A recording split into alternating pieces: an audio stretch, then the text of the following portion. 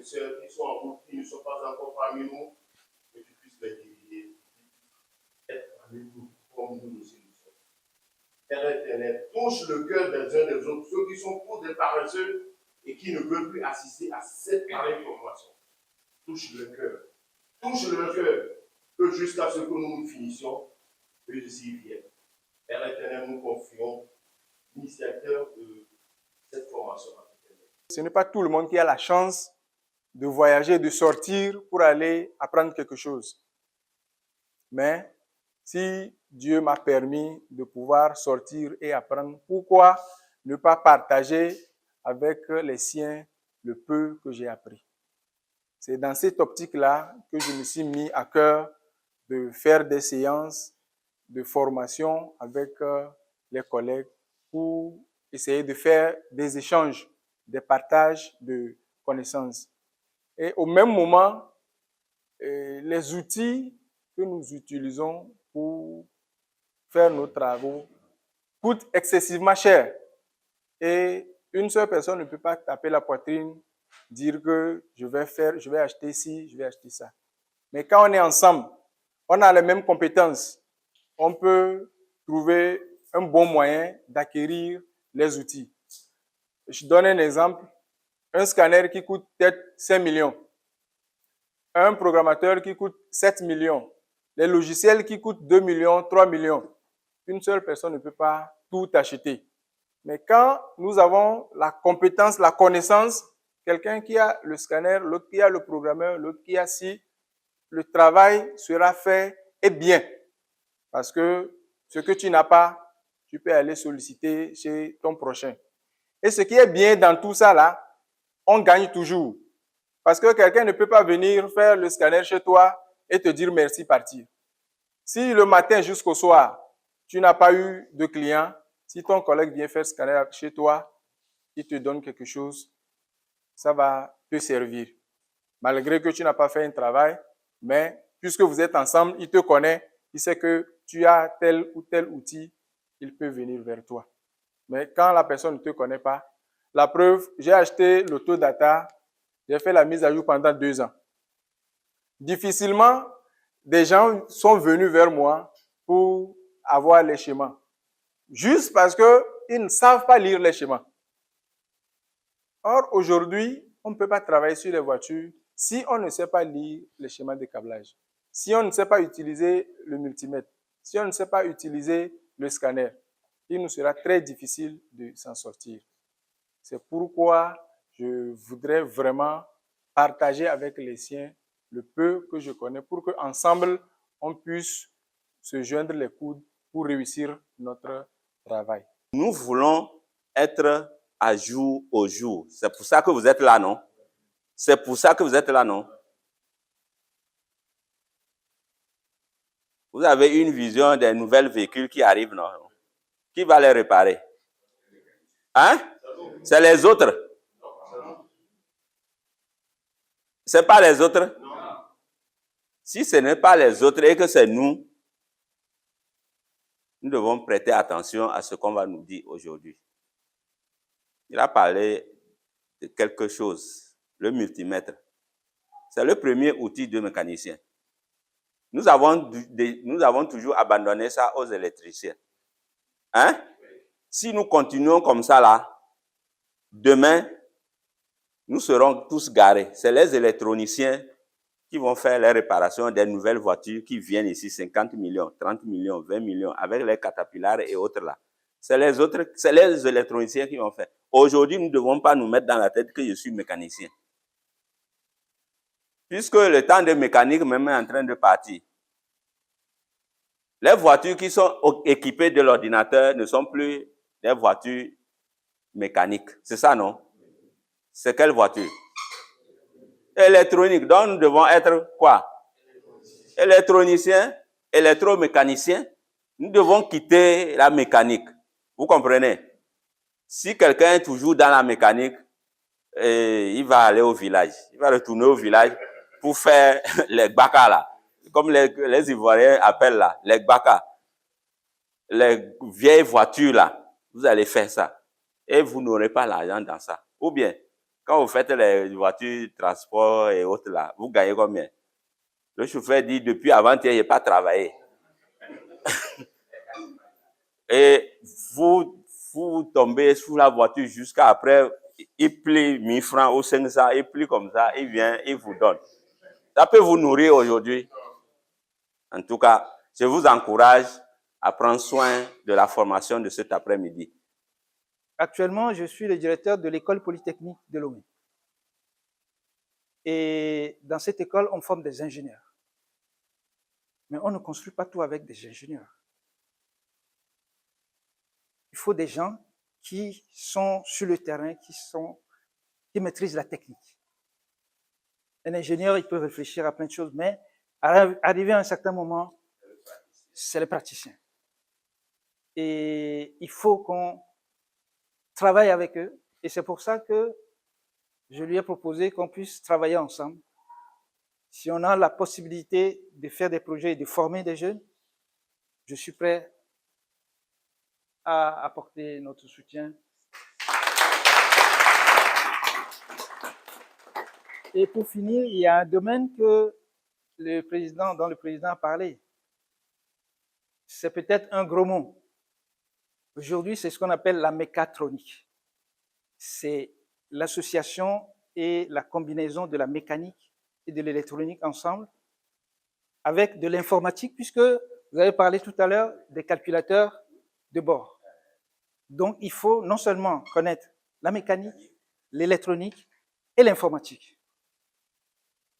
Bien sûr, une seule personne ne peut pas tout maîtriser, et donc l'idée qu'a proposée M. Colin tout à l'heure, c'est vraiment une idée géniale de se dire, au lieu de travailler tout seul, travaillons en groupe.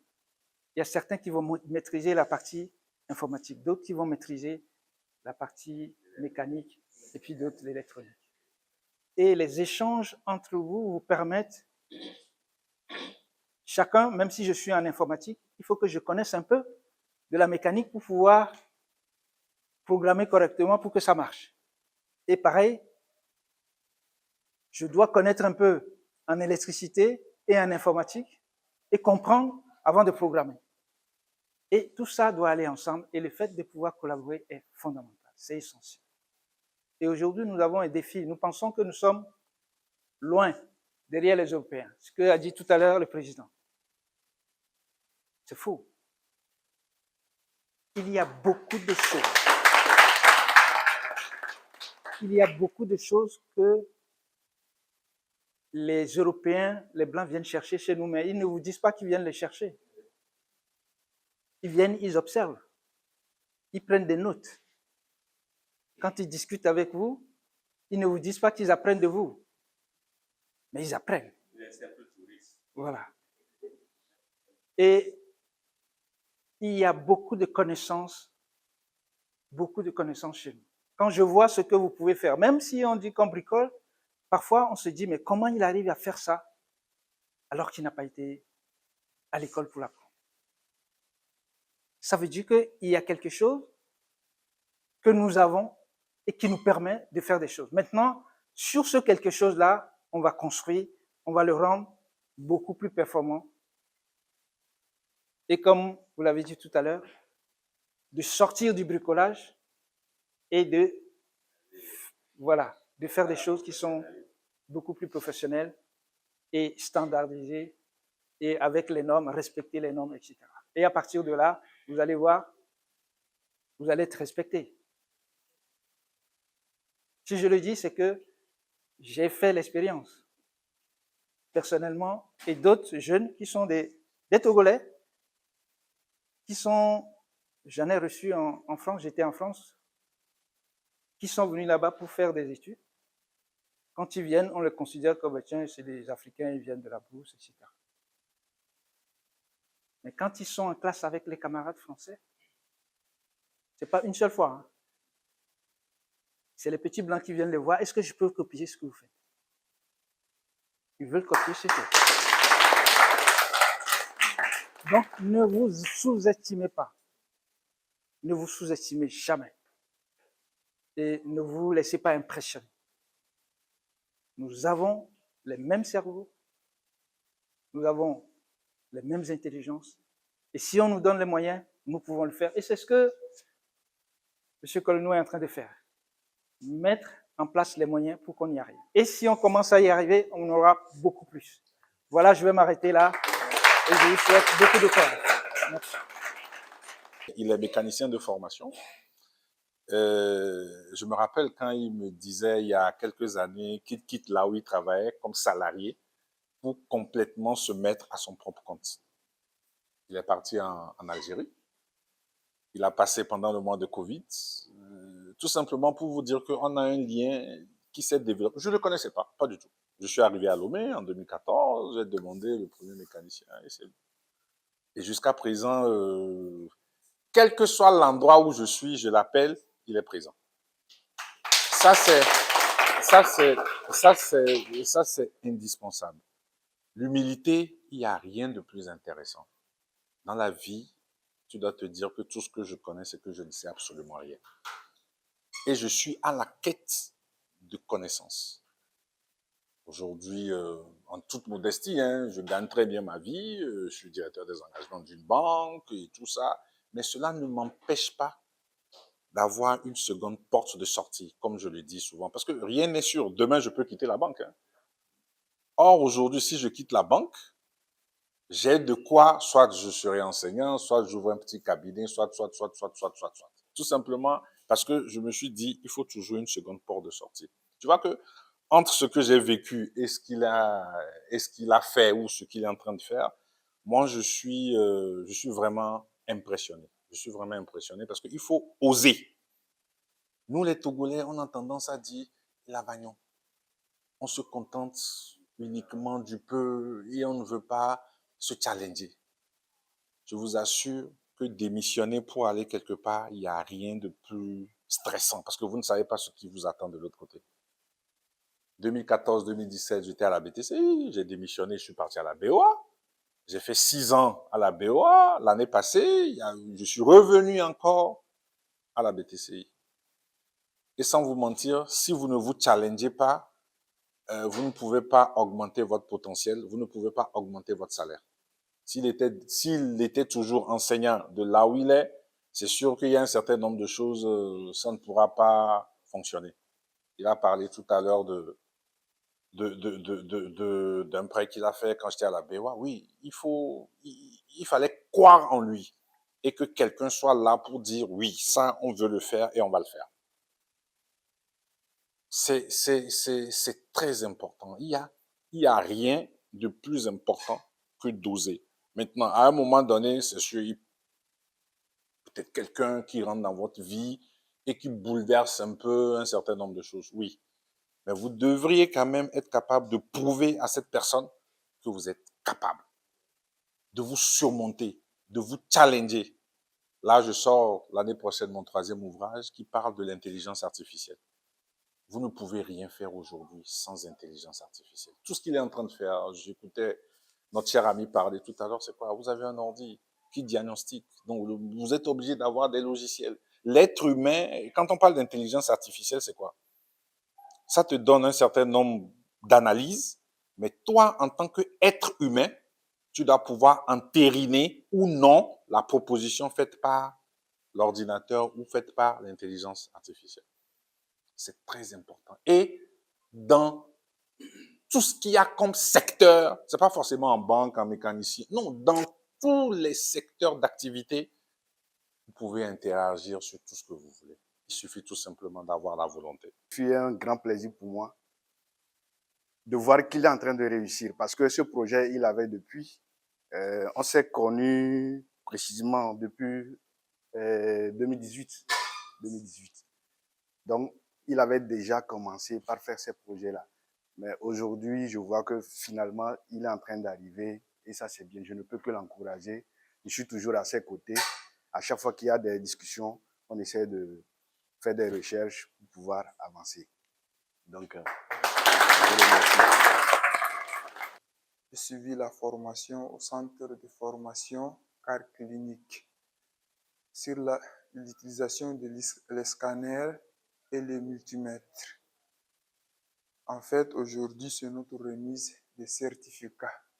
En fait, en ce qui concerne la formation était bien passée, on est satisfait et le monde d'aujourd'hui appelle à tout le monde, le monde de l'automobile appelle à tout le monde de se venir, de se former sur les scanners et les multimètres parce que c'est des outils courants et plus aide le technicien aujourd'hui, quel que soit son métier en automobile, que ce soit un frigoriste, que ce soit un mécanicien, électronicien, mécanicien, pour détecter les pannes. C'est la base, initiation de les scanners et les multimètres. C'est ça, en fait, notre remise de certificat aujourd'hui.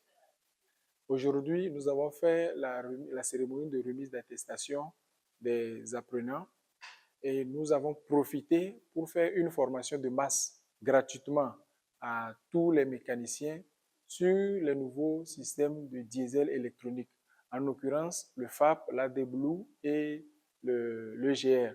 C'est des thèmes qui sont étranges pour la plupart des mécaniciens et les nouveaux diesels électroniques que nous recevons ont beaucoup ces problèmes par rapport au carburant que nous utilisons et les pannes, les pièces qui sont indisponibles pour les changements. Du coup, nous avons les équipements pour faire les suppressions. Les voitures qui viennent chez nos concessionnaires sont des voitures tropicalisées. Par contre, les voitures que nous achetons au port sont des voitures qui sont équipées de ces technologies-là.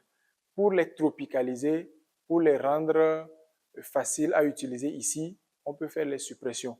Comme nous avons les équipements, il est de bon ton de former, de renseigner les techniciens pour pouvoir trouver une bonne solution aux propriétaires de ces genres de voitures. Également, beaucoup de mécaniciens n'ont pas des notions d'électricité et d'électronique. Or, la mécanique d'aujourd'hui est équipée de systèmes de multiplexage.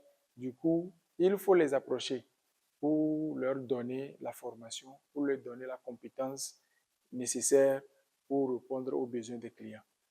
En plus, beaucoup n'ont pas cette volonté de se faire former. C'est pourquoi j'ai fait la formation gratuite pour leur donner le goût, pour qu'ils sachent le contenu et qu'ils comprennent que sans la formation, même les Blancs qui ont créé les voitures, chaque jour, ils inventent de nouveaux systèmes. Pourquoi pas nous qui les réparons? Il faut que nous aussi, nous actualisons nos compétences. Donc, c'est un plaisir pour moi de le faire gratuitement pour les amener à comprendre. Je crois que celui qui est informé, il sera poussé à aller vers le savoir. Et partager son savoir-faire, je crois que c'est la moindre des choses et la meilleure des choses qui puissent arriver. Puisque nous sommes un centre de formation, il faut que nous partagions nos expériences avec nos collègues mécaniciens.